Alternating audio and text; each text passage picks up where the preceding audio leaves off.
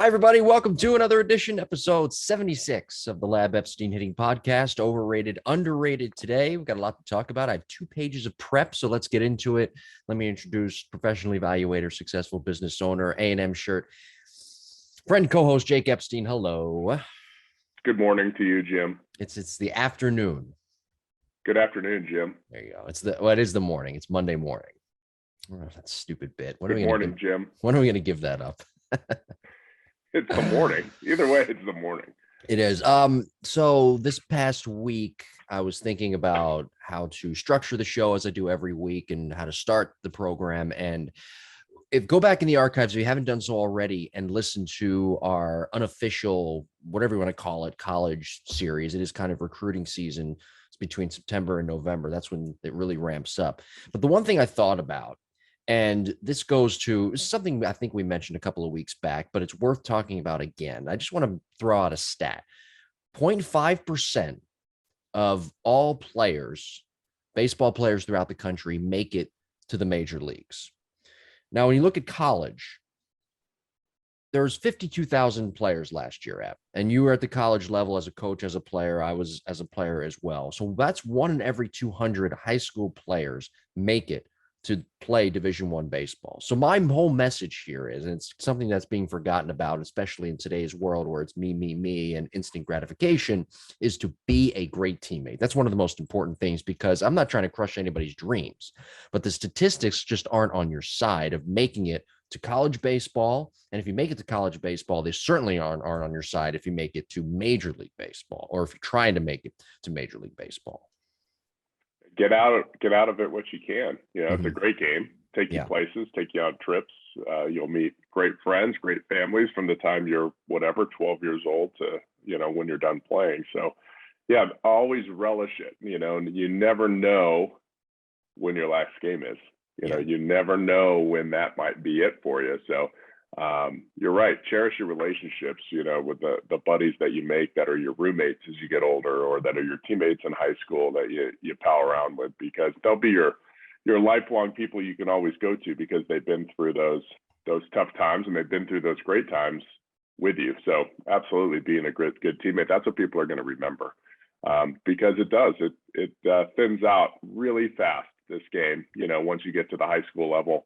And where you're going, after your senior year. So, make the most of high school baseball. I think high school baseball is so brushed under the rug now with travel ball, or club ball or slick ball, whatever you want to call it. But, high school baseball, that's where your buddies are. Those are the guys you hang out with, you're at school with every day, you have lunch with every day, you hang out on the weekends with them.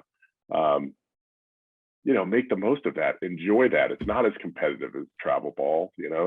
Get out there, have a good time, get a Letterman's jacket, see where the game takes you after that.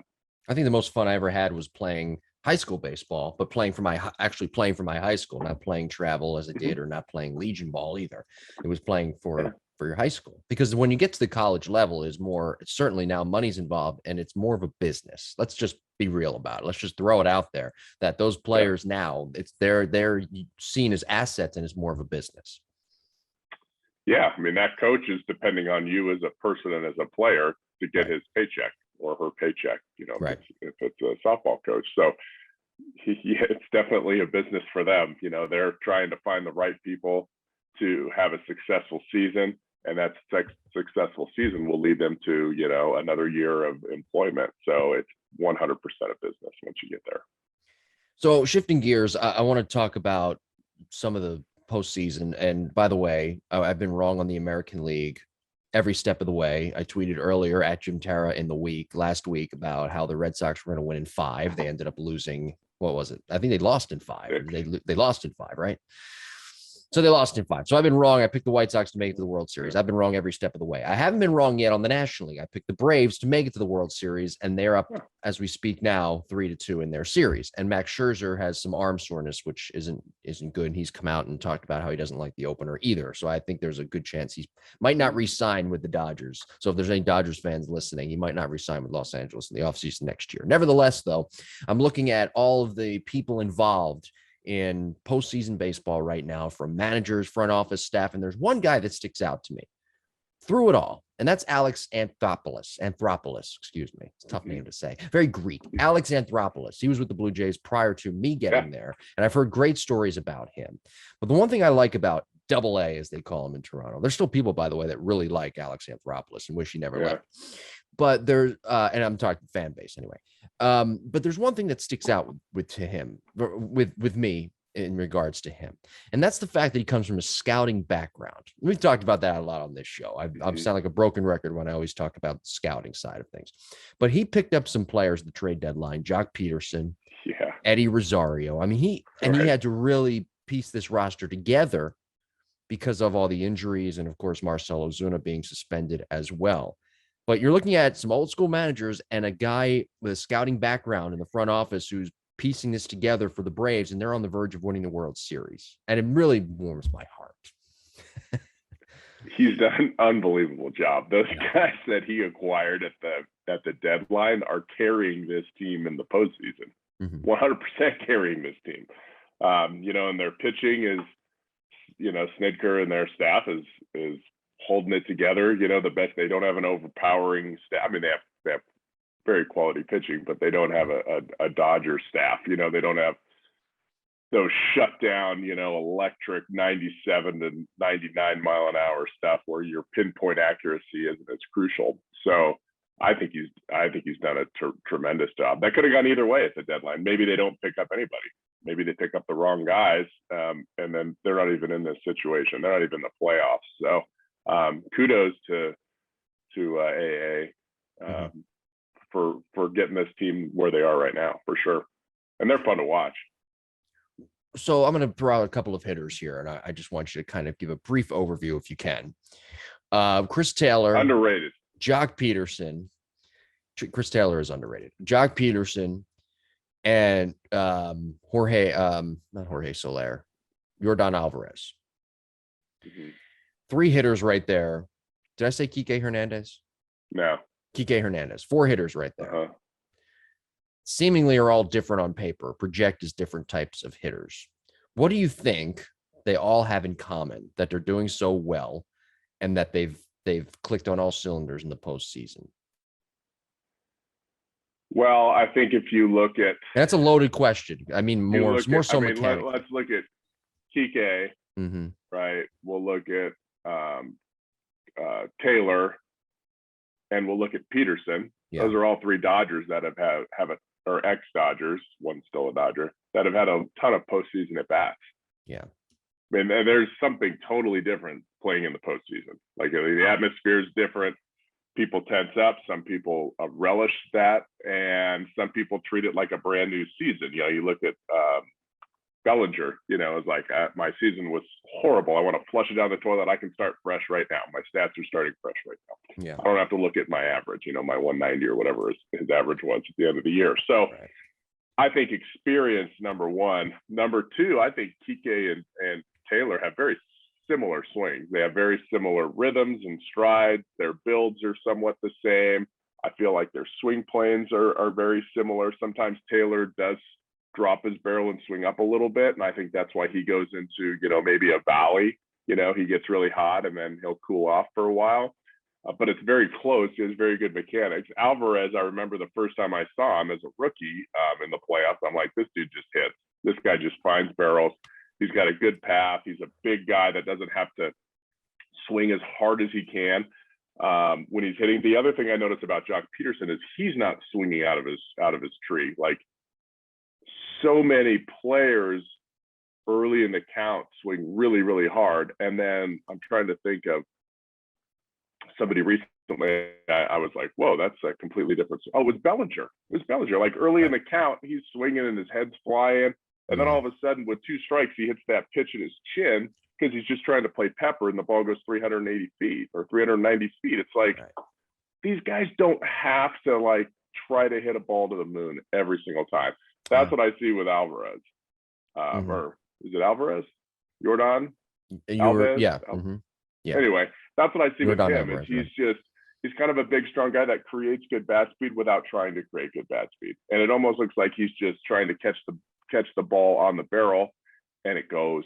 Well, what does he do mechanically? What does he do mechanically though that generates he's got a that short bat half speed? path. Like Okay. All of these guys have really good initial moves with their top hand. They're not losing it. They're not, dropping their back elbow or barrel behind them too quickly. Yeah. And because of that, they're increasing their consistency or their contact zone through the ball. They also, every single one of them, great extension. None of them elevate too much in their extension. None of them alligator arm it, unless the pitch is up and in or something like that. Sometimes you see Peterson do that. I've noticed Peterson's swing is so much flatter than it has been in the past. Yeah. He almost looks like he's swinging 80% and he's just trying to like extend through and not, almost like he's not trying to release the barrel, yet he still does. I don't know. It looks very different and short and compact. His follow through is very short and compact. I don't know. I feel like I'm seeing these guys figure out that, there's a big push for intent, train with intent. If you don't have elite bat speed, you're never going to play at the professional level. True. Like you're not. Some people bat speed or bat quickness? Bat speed. Yeah. Like some people just move the bat faster than others, even though they might be smaller and they might have less muscle mass. But you know what? They're athletic and explosive, and you see that. And now we're seeing that at the major league level where these stadiums aren't huge. These balls are really hard. Pitchers throw really hard. You don't have to sit there and try to swing as hard as you can. All you got to do is make sure you find the barrel on the right angle, and it's going to be an extra base hit. And I think these guys are kind of figuring that out where they don't have to. At least I'm seeing that with Jordan, and I'm seeing that with Jock Peterson, is that they're not, and then Bellinger, sometimes they're not getting after it at 110%, intent. They're really staying within themselves, and they're being rewarded for that. What do they do lower half wise that helps generate that bat speed? So definitely Kike and Taylor and Peterson have pretty good leg kicks. They have pretty good leg kicks. They have good weight shifts forward, and then they sit into their legs really well, like perfectly. Actually, if I was teaching somebody from scratch, I would use their rhythm, meaning an amateur player, maybe 150 pound, middle schooler or high schooler, that's just learning. Like that would be their lower body works absolutely perfectly. Jordan is not as big with his weight because he's a bigger guy. He doesn't have as much of a weight shift. He doesn't get into his legs as much. He's more of a I'm trying to think of maybe an old school hitter that uses his hands more. He's more of a handsy guy, I guess, when I look at him, but not like a Hank Aaron handsy guy, because Hank Aaron had a pretty good weight shift too. Yeah. I don't know, almost like a Sean Casey, a guy that not a huge explosive lower body. I would have, what, you're right. Too. Yeah. I would have maybe thrown out Edgardo Alfonso. Yeah. Kind of similar size, different side of the plate. Wasn't Alfonso? Was he a right-hander? Yeah, he was a quality player. Underrated. I posted that on Twitter a few weeks back. Very underrated player. He was a good player for the Mets in the early 2000s. Hey, really quick with weight shift. I just have to throw this out there because there's always a buzz about weight shift. When you talk about weight shift, are you talking about weight shift in their stride, in their step, in their leg kick? That's when you're talking about. You're not talking about the weight shift once that front foot hits, because once that front foot hits, that's when the swings kind of you're already rolling. My dad used to talk about it all the time.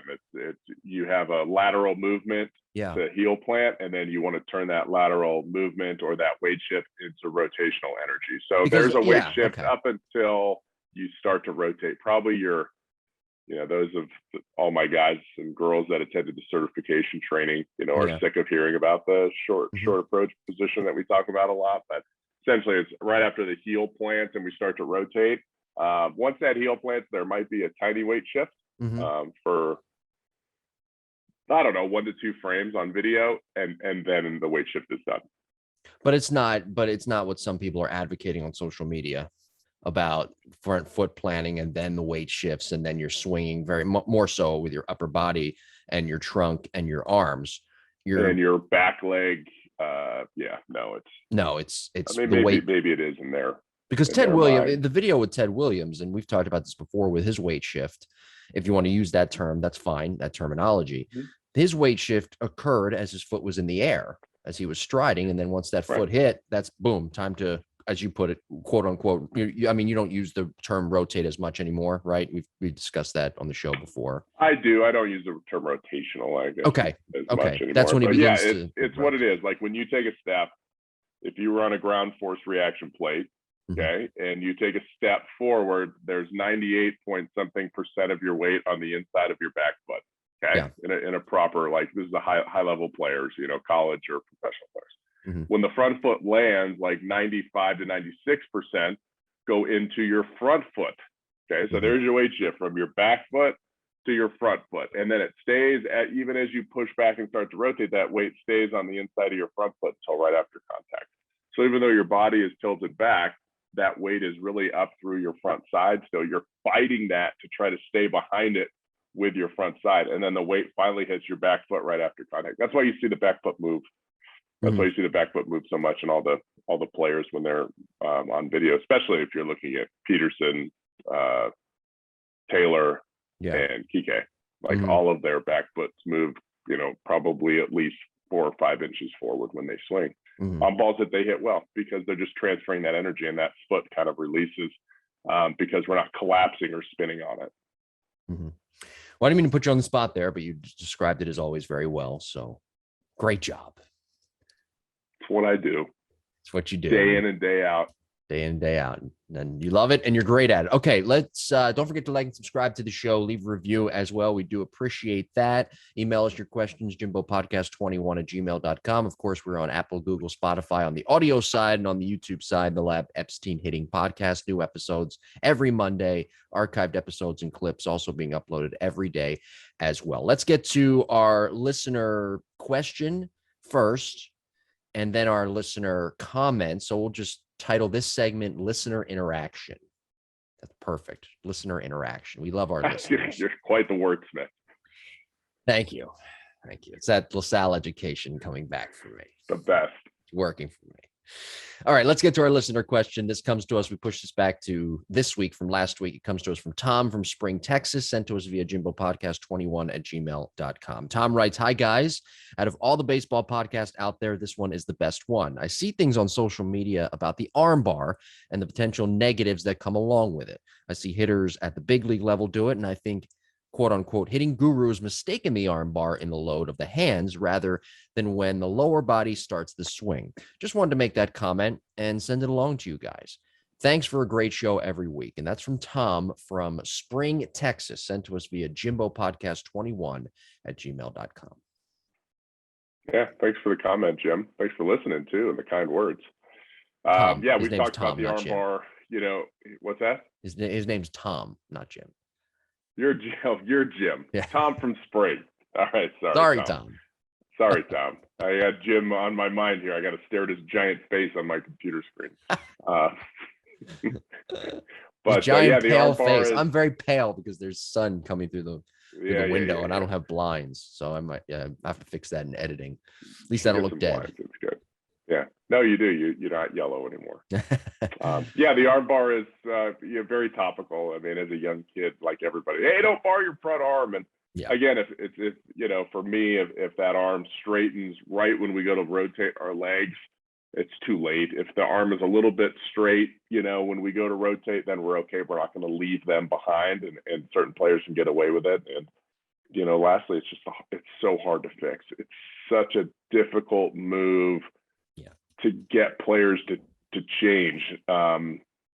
My goodness, if I were to actually change that move, I would probably set up the ball middle in, have them hit the ball out in front, have a barrier right behind their back foot so that they couldn't get long, and they had to really, like if you're seeing me on the screen right now, really pull and use that left arm. And we probably have to do that 2,000 or 3,000 times without letting them ever straighten their arm like they used to. Like that you'd really have to beat that move out of it. Otherwise it's going to show up in stressful situations. So, you know, the key to that is, you know, do what you do in stressful situations. If you're going to bar your arm a little bit, let's figure out how to keep it a little bit straighter in the load so that it doesn't get so drastic when we go to rotate. Yeah. The arm bar, let's be clear, it's not a terrible thing. Right? No. It's not It's bad. A terrible thing if it's coupled with laying off the bat with your top hand.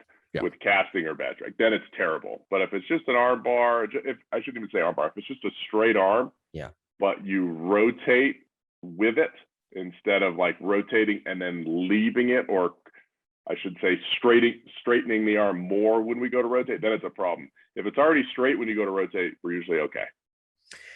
All right. Well, Tom, thank you for writing in. Let's get to our next listener interaction. This comes to us from JJ, a follow-up to his question from last week, sent to us via jimbopodcast21@gmail.com. JJ writes, Jim and Jake, I realize you have a listener question for next week already, but here it goes. I'm a Red Sox fan, but sympathize with fired Yankees coaches. As Phil Nevin, he seems to be out of the Ron Washington school of coaching third base. Washington did everything right in being aggressive against the Dodgers last Sunday night. Were the Yankees brass watching? Didn't Washington do what Nevin did, only with different results? Aaron Judge, though he had a good year, has shown to be vulnerable up and in and low and away with sliders like everybody. But the hole in his swings is obvious. It started after his appearance in the Home Run Derby in 2017. He had a horrible second half that year as teams fed him sliders away. He has no bend in his front knee and his stride, and it forces him to rely on a steeper vertical bat angle to get to low breaking balls, which makes him vulnerable up and in. That's what I meant by a hole in his swing. How do the Yankees allow him to fly his hitting guy around when they have their own hitting coaches? Thames and Pelletier didn't stand a chance. Now, Judge's guy is teaching Judge's swing, one-legged lunge and no bend in the front leg in landing to the unsuspecting on his YouTube videos. Who taught who his swing? This guy is trying to mimic Judge's swing and capitalize on it. Those kids in the videos aren't 6'7" like Judge. Judge hit like he does before his hitting guy got to him. I actually disagree with that, and we'll get to that in a second. Why have hitting coaches on teams if Judge has his own hitting guy? Josh Donaldson, while with the A's, summed it up best when asked by one of the A's hitting coaches what the two of them were going to work on. Donaldson replied, quote unquote, you and me aren't working on anything. I'm working on what I'm going to work on, unquote. Kind of sounds like him, doesn't it? I've seen it happen before. Is that where we are with players and major league hitting coaches? And that's from JJ, a loyal listener. JJ, thank you as always. And he did write a follow-up email back to me saying that Jake is the best out there. JJ doesn't like me very much. Shawnee is my favorite place, even though I think I accidentally world. insulted Shawnee against the world. I didn't mean to do it. Now he doesn't really like me very much. We do appreciate his email correspondence and his interaction. Yeah, I do want to. JJ knows his stuff. He does. I do want to make one thing. I do want to say this though, with Aaron Judge, when you look at his swing when he was in the minor leagues, and I'm not attributing this to anybody. And if it was his hitting guy, teacher man, I got his name right this week. If it was his hitting guy, teacher man, then all the props to him. But Judge's swing, it was not very good in the minor leagues. He didn't get much leverage. And I mean, we can go on and on about what his swing was in the minor leagues. He didn't get very good leverage. He wasn't on plane. His swing just wasn't very good when he was in the minor leagues. And he made those swing adjustments, and it's helped him at the major league level. So I do disagree slightly with that. Watching him on video from his time in the minor leagues and when he first got out of college, his swing was not very good. And I think that's what scouts saw. And that's why scouts gave him kind of a bad scouting report when he was coming up through the minor leagues.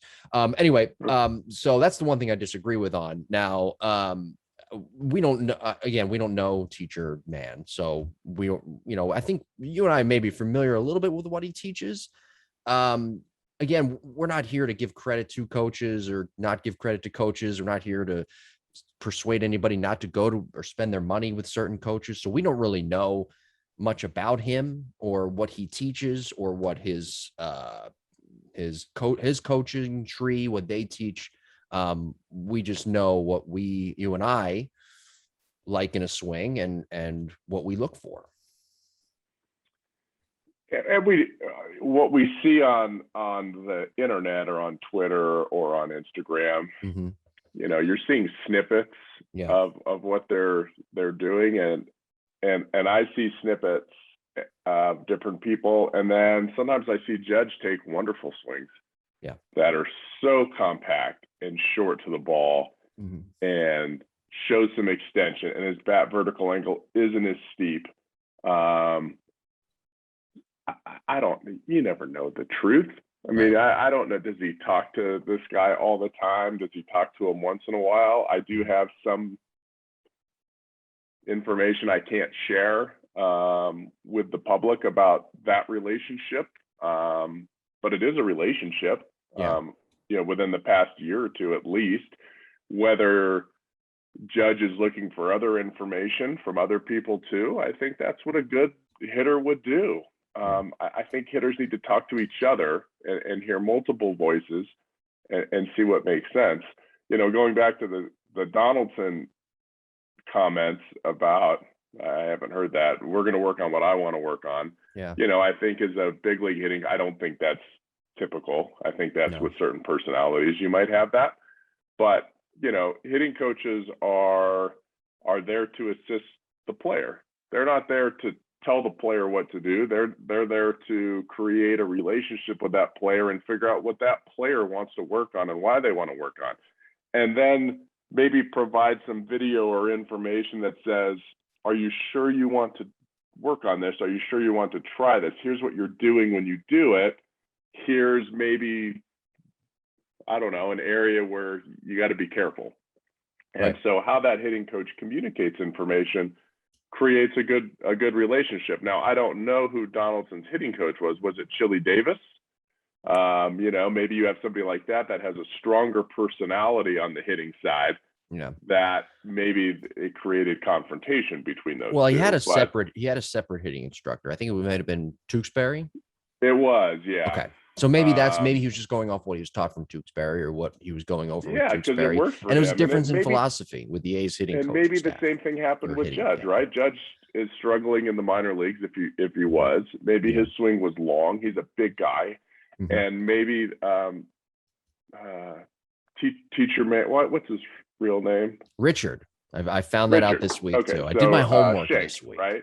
So maybe he gives him some moves that just make him more compact. And all of a sudden you're 6'7", you're more compact. Now you're getting to better pitches and all of a sudden you're having success. And if you have success, you're going to run with that. And then maybe after you have success, you get a little extreme with it. I'm going to do this more. I'm going to do that more. And then, like anything else, we get into problems. And that's where a good hitting coach comes in to monitor that. Are we doing something too much? Are we rotating too much? Are we using our hands too much? Are we swinging down too much? Are we swinging up too much? Is our barrel coming in too steep this week versus last week?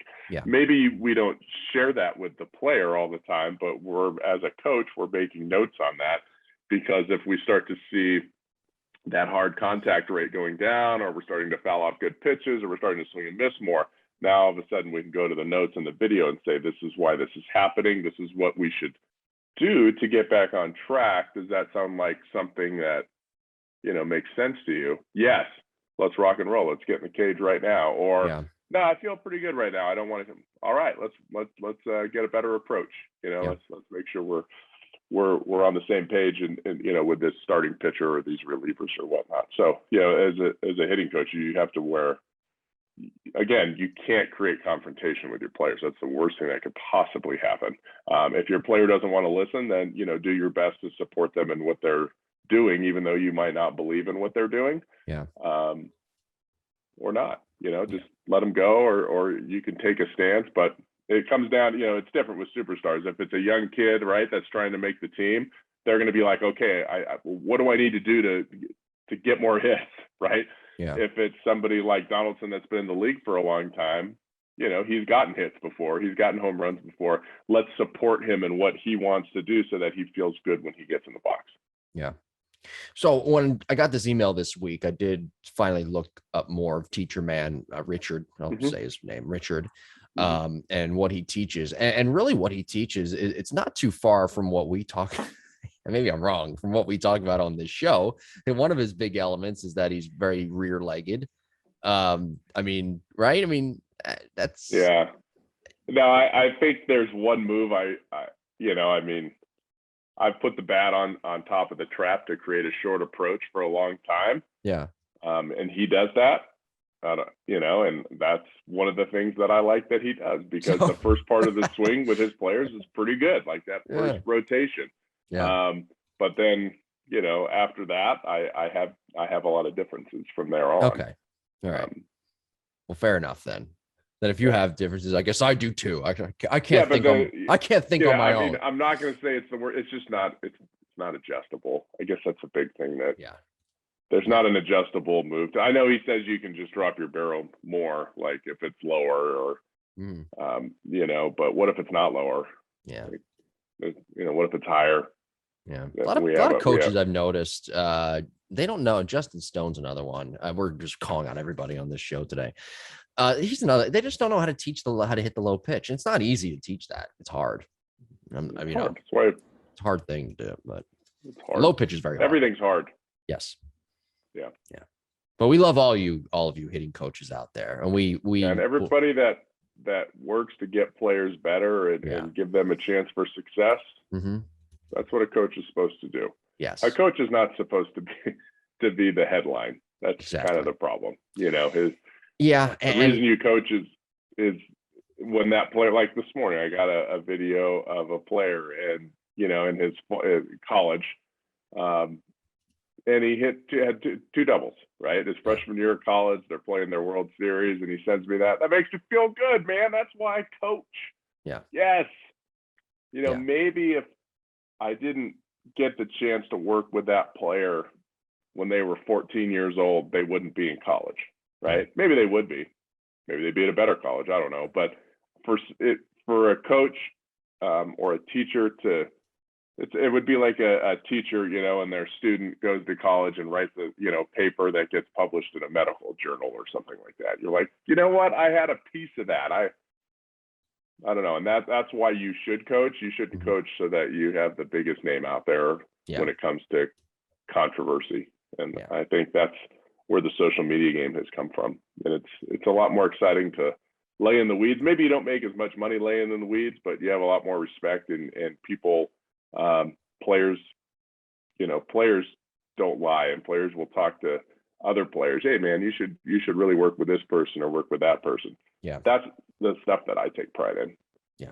Personal referrals, not, hey, I saw your stuff on Instagram. What do you got? I'd rather have somebody like, hey, we're friends with this person. They said to give you a call. All right, here's what we do. All right. Well, either way, you've got you're gonna have my kid's business one day. So if that means anything. Great genes. Hopefully you marry somebody with good genes. I know. I know. I was just going to say that I'm gonna have to marry somebody with good genes because my genes ain't my genes ain't shit. I would say Division I volleyball player. No, I don't know about that. No, I don't. Too tall for me. Too tall. I need a Division I soccer player or just a former college soccer player. That'd be great. Okay. Fair, right? 6 foot. That's 6 foot. I can't have I can't have marry an Amazon. I can't do it. All right. It'll bring out your shortness. JJ, thank you for the email. Appreciate it. JJ has triggered us into talking about the size of my future wife. All right. Be sure to follow us on social media. For two guys who hate social media, we do promote it a lot at Jim Tara on Twitter and Instagram. Yeah, make sure you follow us. What's that? Say again. I'm sorry. Make sure you follow us. Yeah, right. But right, you don't right. really have to. At Jim Tara on Instagram and Twitter, at Epstein hitting on Instagram and Twitter as well. All right, let's get to our main topic at hand this week, episode 76 of The Lab. Thank you for joining us, listening, watching on the audio and YouTube side. Overrated, underrated part 2. We're just sticking with baseball topics today, hitting topics. So let's get to it. Overrated, underrated. I've got 5 topics here. I wrote it on my prep sheet, A, B, C, D, E.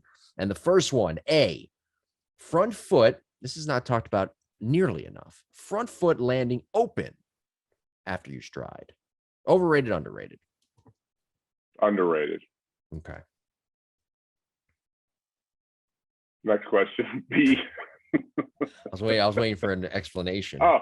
And that's why I like to stare at you and then make you uncomfortable. Yeah, makes for good audio. You can so it has to be open. I usually teach 45 degrees, but the studies show that you'll create the most energy at 70 degrees open, which is a lot. Think of closed at 0 degrees and fully open at 90 degrees. Okay, so 70 degrees is kind of where most players are. they get to it naturally. It's like if you're playing catch, the front foot's going to open. Watch a pitcher when they land and come down the mound, their front foot's wide open, right? The front foot opens the front knee, or the front knee opens the front foot, however you want to look at it. The reason it's underrated is players that don't open their front foot and lock in their front foot and their front knee, it's very hard to change. It's very hard to get them to actually open that front foot a little bit, which limits their separation, which limits their power, which limits the amount of pitches they can get to. You have to make that person almost into a very, more of a line drive, low line drive hitter. So hopefully they can really run. The front foot, if it opens too much, usually that's easier to fix. Like you could close it off by just keeping your upper body closed a lot more or stepping more towards the plate. So the reason it's underrated is it's crucially important. And if it doesn't open, it's very hard to fix and change players to open it without them spinning off and pulling off. All right. Second one, overrated, underrated. Radial deviation, AKA bat tipping in the load, AKA what Ted Williams did, i.e. what Ted Williams did. Overrated. I think the only reason it's overrated is because if you teach that and that's your main point of emphasis, I mean, we're throwing in like a little bit of Sheffield too, right? That would be the extreme version of that. Big time. Bonds had a little bit of it out towards the Mike Piazza. It's hard did to as say well. Overrated or underrated because it's a really good move. Like my dad loved that move. Well, Mike Piazza did it as well. Yeah. The only reason I'm saying it's overrated is players maybe that are younger that sell out for that move thinking it will fix other mechanical moves. It will totally destroy your swing. So if you have that move and then you lose your back elbow, you're done. You're done playing. So if it's taught early in the process, it's bad. If you have really good mechanics and you want to implement a little bit of it, then it's good. With all the information out there nowadays, from scouting reports to digital scouting reports, analytics and data, et cetera, on the mental side of hitting, should we still be guessing? I know thinking along with the pitcher, guessing, kind of the same thing, but with all the new information out there, let's take away the first part of that. Let's just focus on the guessing part. Thinking along with the pitcher, we'll Is this C? We'll bookmark that. This is C. Or is this 2A? I mean, B1. What? On your outline. This is C. This is a totally different topic than bat tipping. Correct. Yes. We're moving on. We're moving on to the mental side. Am I supposed to say overrated or underrated here? This is C. Yes. So overrated, underrated, guessing. C, guessing. Yes. Overrated, underrated. I was trying to give more of a backlog. Underrated. Underrated. Guessing is like a 4-letter word. Having a plan is the greatest thing ever. So I would consider guessing as anticipating, as in using maybe analytics based on how this pitcher has thrown you in the past, how they typically throw, what they are out of the stretch, what part of the game it is. This is all in like my dad's book from, I don't know how many years ago, 15 years ago. Which I have still, by the way.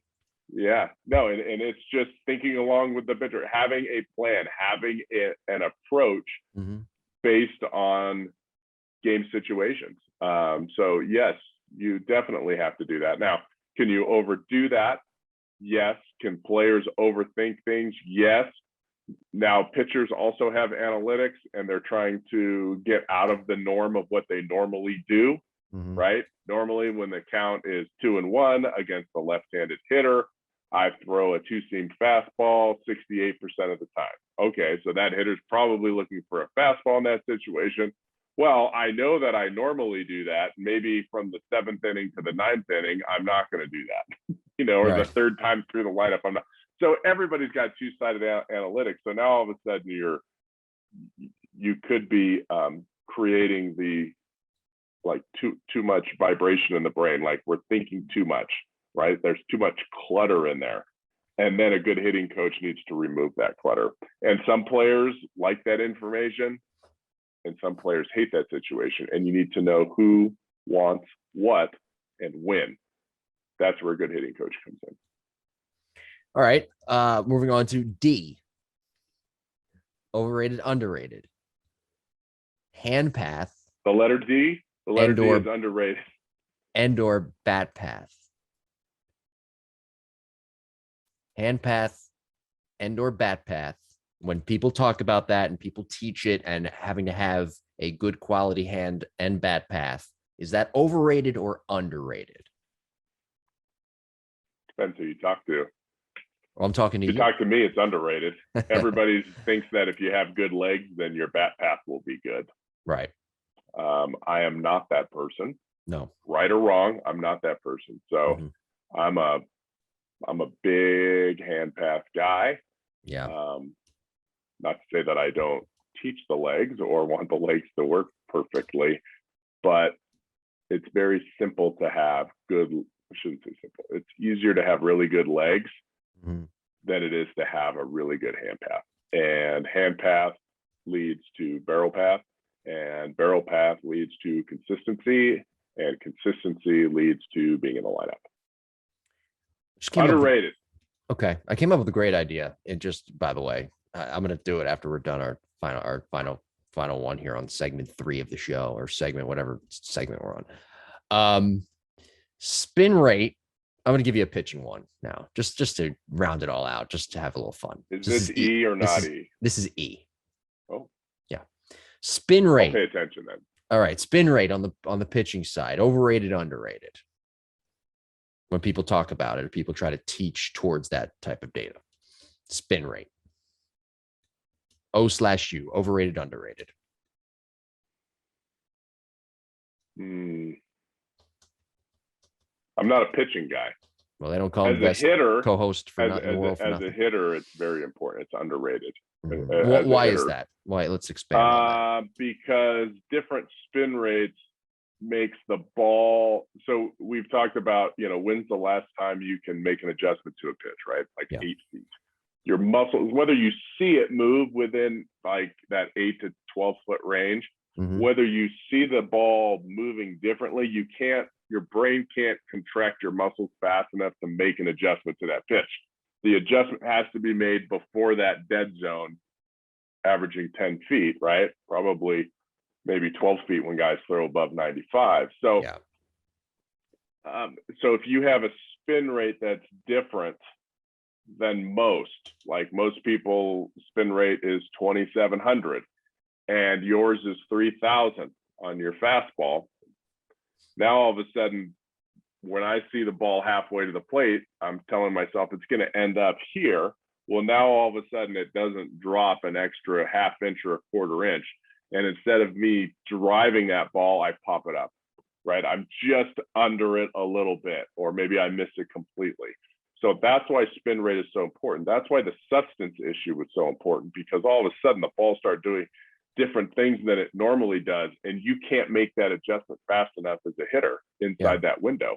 So if all of a sudden that spin rate's 500 or 600 RPMs faster, then that ball is moving a half inch further, an inch further, whatever it is, that's not fair. So as a pitching coach, now you want to mix spin rates. You want to have one guy with maybe a higher spin rate, that ball jumps out of his hand, and then maybe you want to have a guy with a sinker, more of a different axis spin rate that moves differently, and they come in for the next at bat, because that keeps the hitter on their toes.